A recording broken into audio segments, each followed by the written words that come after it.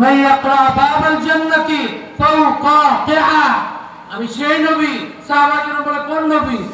আমি সেই নবী যিনি জান্নাতের দরজা সবার আগে আমার হাত লাগবে, এরপরে খুলবে। বলেন না সুবহানাল্লাহ।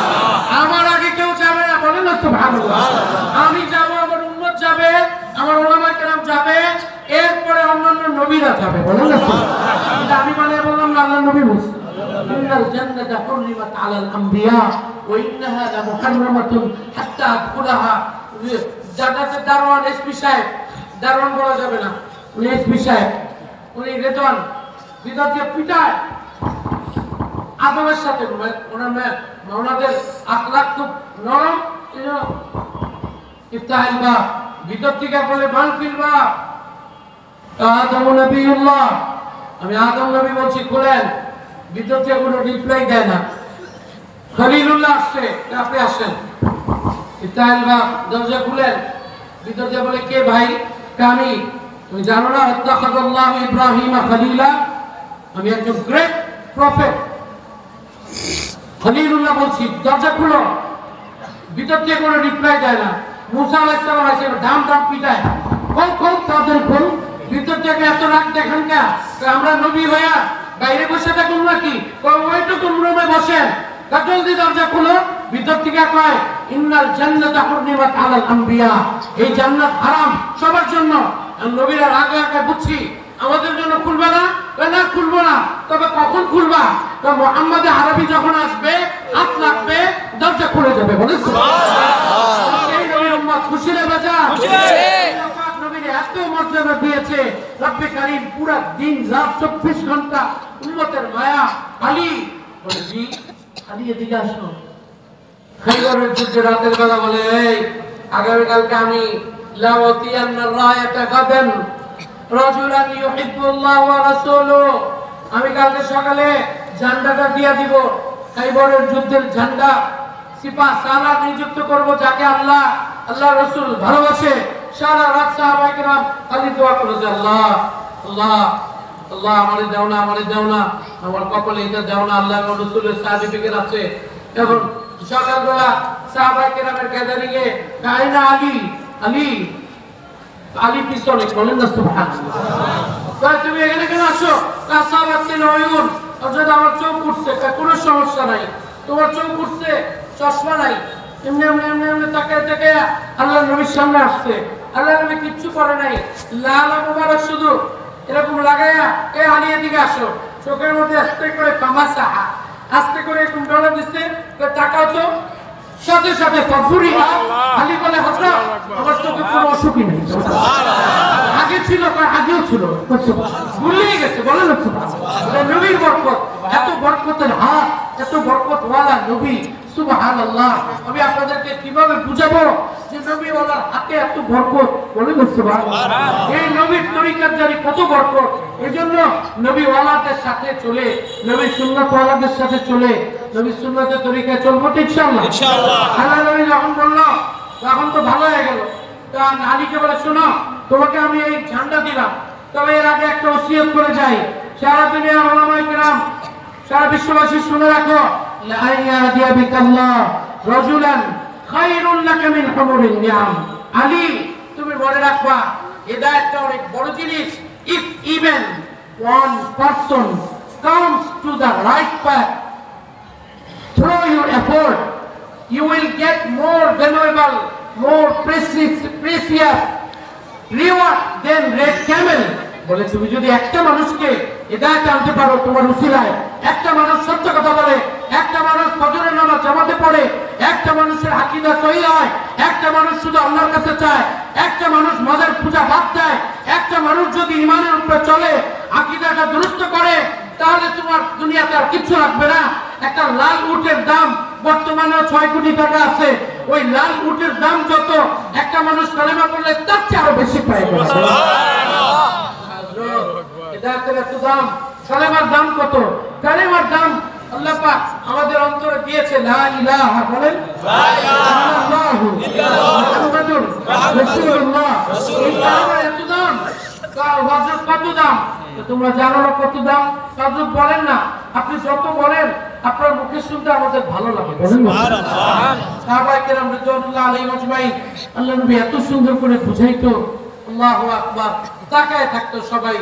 উতিতু জাওয়ামিআল কালিম, অল্প কথায় সুন্দর করে বোঝানোর ক্ষমতা আল্লাহ আমার নবীকে দিয়ে দিয়েছে। বলো সুবহানাল্লাহ। হযরত বুঝান না যে কত দাম। লাউ উদিআত জামিউ মা ফিস সামাওয়াতি ওয়াল আরদ আলা কিফাতিন। এই যুবকেরা শোনো, আমার নবী বলে কালেমার ওয়েট এত বেশি, পুরো আসমান, সাত জমিন, লৌহ কলম, কুরসি, ইভেন জিব্রাইল, চিফ অফ এঞ্জেল, তাকে রাখো। কোথায় রাখবো? If you put on scale, একটা স্কেল বানাও, ওই স্কেলের মধ্যে রাখো। বলে কি রাখবো? আসমান রাখো, স্কাই রাখো, আর্থ রাখো, মাউন্টেন রাখো, স্টার রাখো, সান রাখো, মুন রাখো, ওশান রাখো, সারা দুনিয়া সব রাখো, ওটাকে ভরে দাও। সাহাবায়ে কেরাম রাখতে রাখতে বললো, হুজুর আমরা রাখছি, আপনার কথা মতো ধরে নিলাম, আর কিছু বাকি নাই। তো সব রাখছো? এমনকি এই হিমালয় পর্বত, হ্যাঁ ওইটাও রাখছি, উহুদ পাহাড় সেটাও রাখছি, আরেক পাল্লা তো খালি, এখন আর রাখার কি আছে? আল্লাহ নবী বললেন সমস্যা নাই। ওয়াউদিআত ফি কিত্তাতিন উখরা কালিমাতু লা ইলাহা ইল্লাল্লাহ। বলেন না সুবহানাল্লাহ। দেখো এই যে রাখো লা ইলাহা ইল্লাল্লাহ মুহাম্মাদুর রাসূলুল্লাহ। হুজুর এটা একটা কাগজের মধ্যে, আর এই পাল্লা কিন্তু সব কিন্তু এই পাল্লায়, এটার মধ্যে রাখা মাত্র আল্লাহ নবী বলে লারাজাহাত বিহিন্না আলা সাইরিহিন্না। ওই কসম খোদা মাওলার, যেই পাল্লার মধ্যে কালেমা আছে এইটার ওজন সবচেয়ে বেশি হয়ে যাবে। কালেমাওয়ালাদের সাথে চলবো তো ইনশাআল্লাহ, কালেমার পক্ষে কাজ করবো তো ইনশাআল্লাহ। কারা কারা করবেন হাতটা দেখান তো দেখি ইনশাআল্লাহ।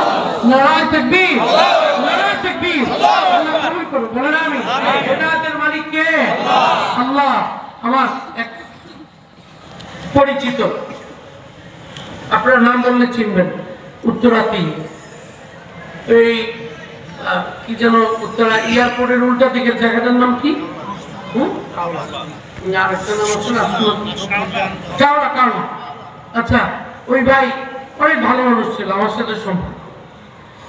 এই নানুপুর মাদ্রাসায় নিয়ে গেছি হেলিকপ্টারে, না হোম মিনিস্টার সহ একই সাথে বসে নামাজ কালাম ভালো করতেন। তো একদিন ফজর নামাজ পড়ে উনি খবর পাইলাম যে নামাজ পড়ে হাসছে, ডায়াবেটিস ফল করছে, ওই অজু অবস্থা উনি ইন্তেকাল করছে। এত ইমানের সাথে মারা গেছে। পরে আমি বলা উদ্দেশ্য, উনি আমাকে 2012-13-তে রহিম মেডালে বলে যে আমার একটা আমল দেন। আমি বলি কি আমল দিব? অনেক আমল আছে, কারণ একটা স্পেশাল আমল।